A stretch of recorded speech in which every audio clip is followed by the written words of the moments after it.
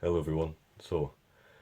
Apologies again for the sort of subpar background and the sort of lighting setup. I've got a window out there, it's casting a lot of light on that side, but not on that side. It's unfortunate. I can put the light on, but again, it would just be very bright.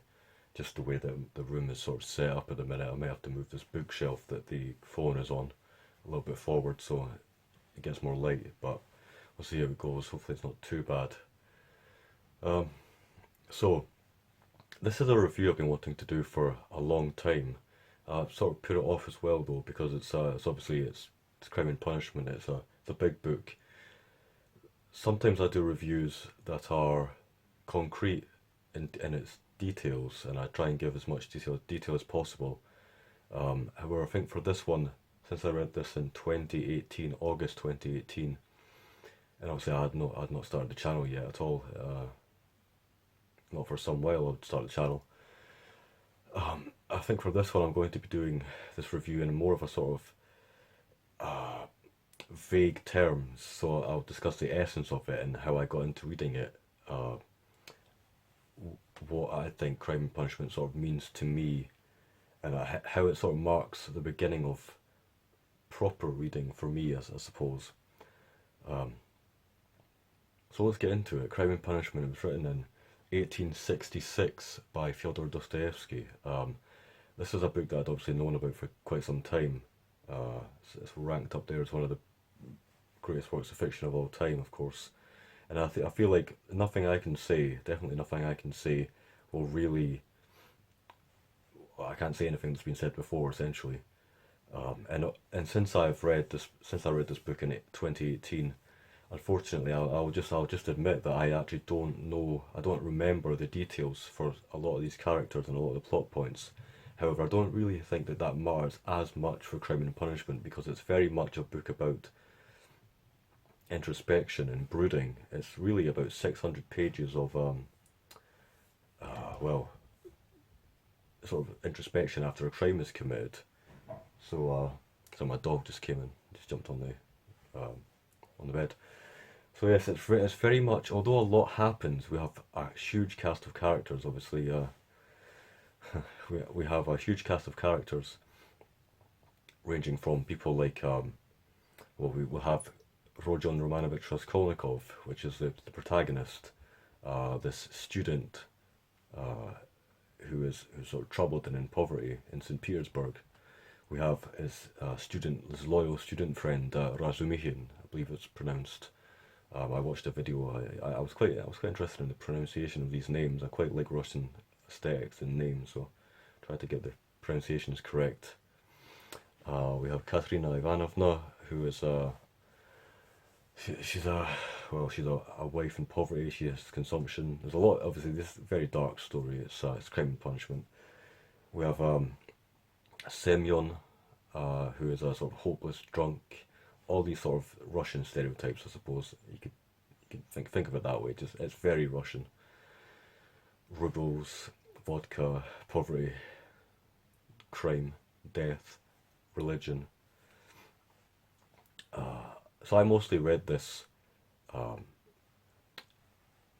really for the sort of for that sort of side of things. Just I knew it was going to be an in-depth character study. It was a lot about religion and finding God, and there's a lot about socialism and capitalism and political theory and all that sort of stuff. And I'd like to think I'm more sort of up to date and learned on some of those topics than I was in 2018. Um, so it really is a book that you have to. I guess you just have to start it because you know that it's this seminal work of fiction, and lots of people have read it, and it's this big, intimidating work, especially because just the names alone. Obviously, Russians have a certain naming convention where they have three different names, and they all sort of depend and change depending on who's like the context in which the name is spoken. So that can make it a little bit difficult to sort of wrap your head around. And I'd like to think that having read some fairly big fantasy books, it wasn't too much of a struggle. So really, we have a whole cast of characters and lots of names, lots of big important topics.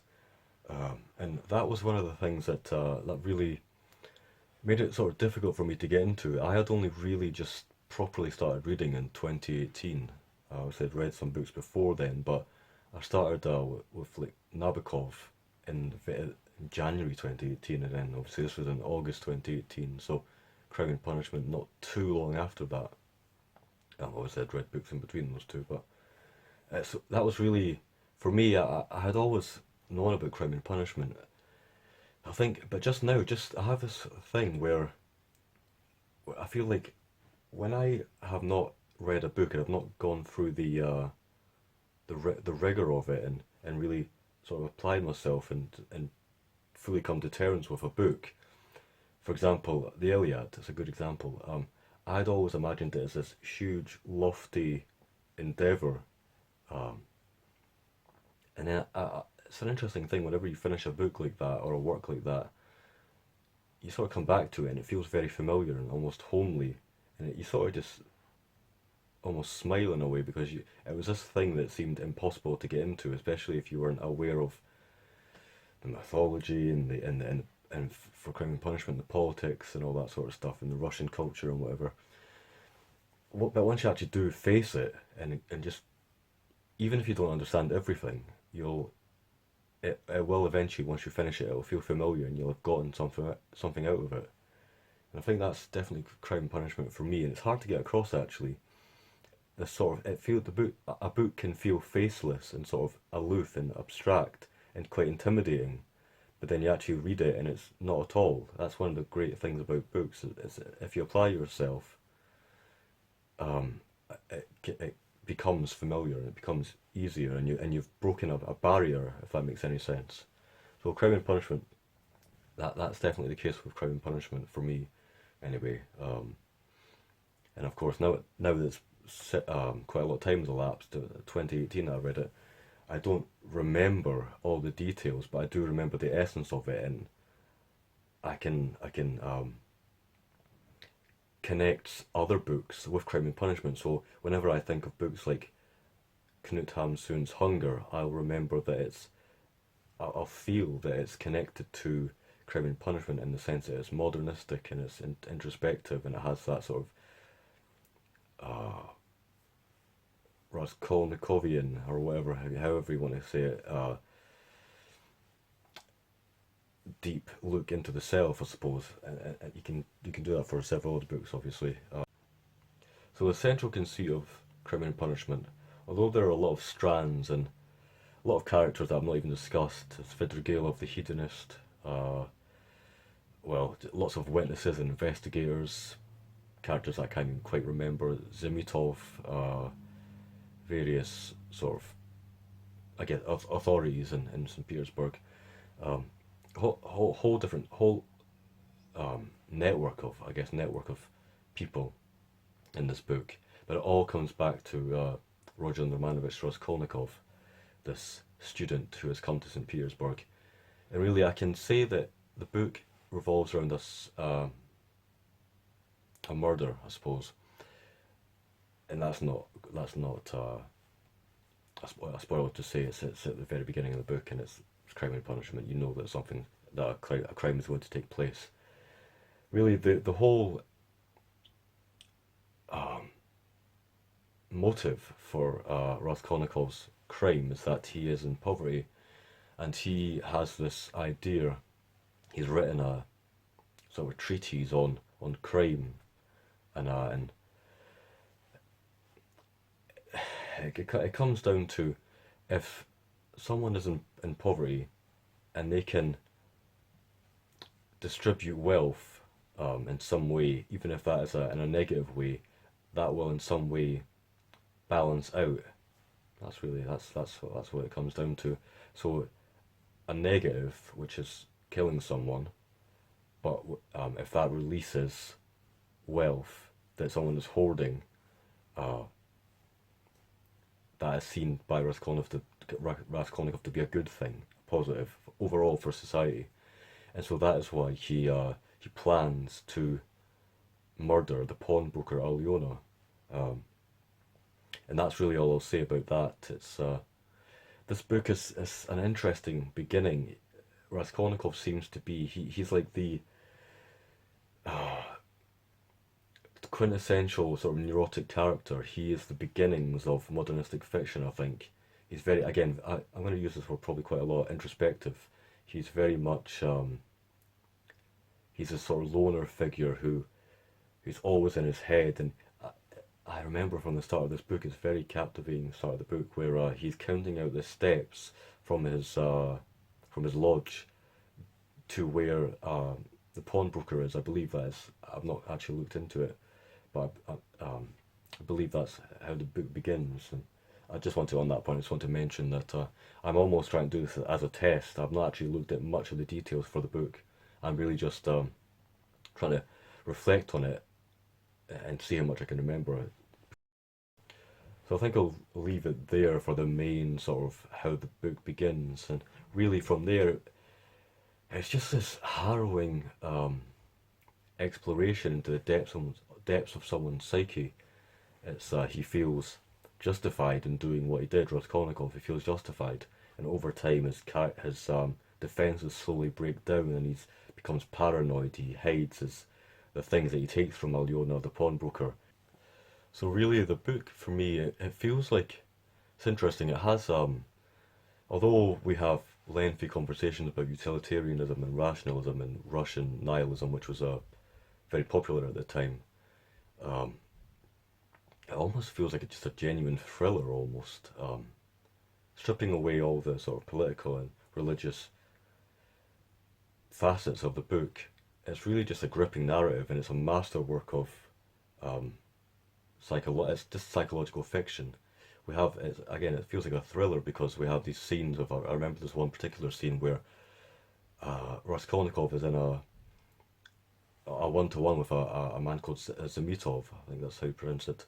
Uh, and he almost plays with Zamitov because he's trying to skirt around his ideas about crime, I think it is, and he plays with him, this investigator, um, and he comes very close. He almost wants to give away the fact that he has committed this crime.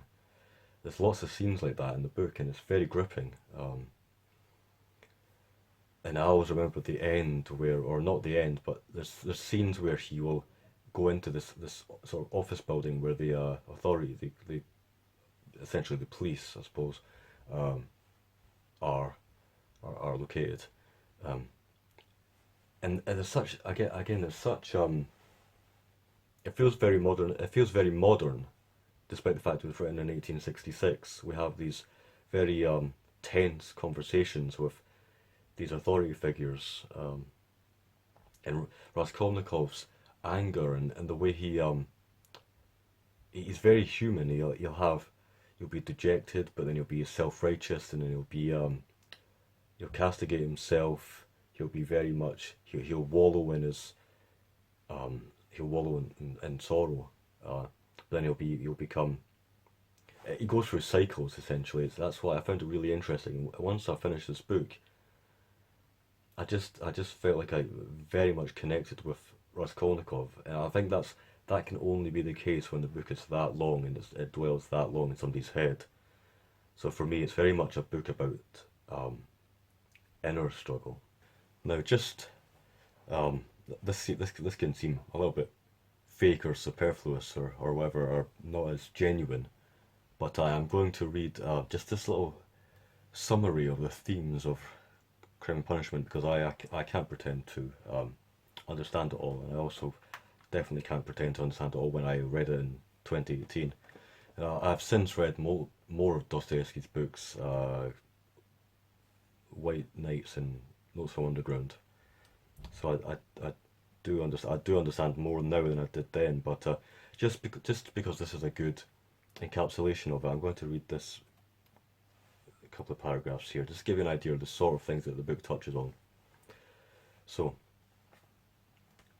in this paragraph, there's essentially a letter which reveals the inspiration for the book. So Dostoevsky's letters to Katkov reveals his immediate inspiration, to which he remained faithful even after his original plan evolved into a much more ambitious creation. A desire to interact to counteract what he regarded as the nefarious consequences arising from the doctrines of Russian nihilism. So it's a very conservative book, of course. In the novel, Dostoevsky pinpointed the dangers of both utilitarianism and rationalism, the main ideas of which inspired the radicals, continuing a fierce criticism he had already started with his notes from Underground. Dostoevsky utilized the characters, dialogue, and narrative in Crime and Punishment to articulate an argument against westernizing ideas. Of course, I guess you could say the West was, in that time, it was more sort of coming towards a sort of nihilism, whereas the East is sort of orthodox and Christian, etc., etc. That's sort of my view of it, anyway.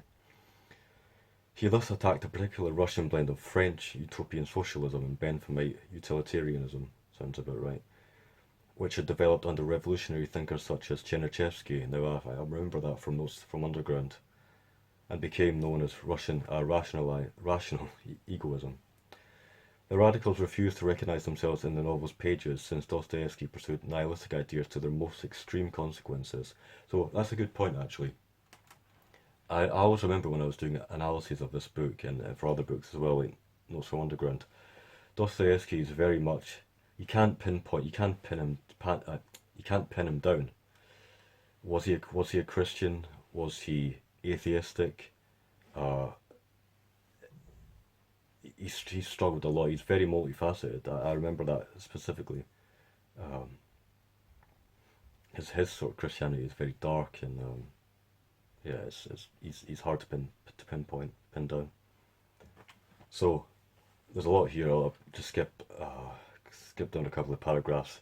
Really, but to focus on Raskolnikov himself, this is an interesting part here. It says, Raskolnikov's inner conflict in the opening section of the novel results in a utilitarian altruistic justification for the proposed crime. Why not kill a wretched and useless old moneylender to alleviate human misery? Dostoevsky wants to show that this utilitarian style of reasoning had become widespread and commonplace. So he's obviously, you can see Dostoevsky agreeing with his character of Raskolnikov, but also very much thoroughly rejecting the sort of utilitarian aspect that Raskolnikov believes in.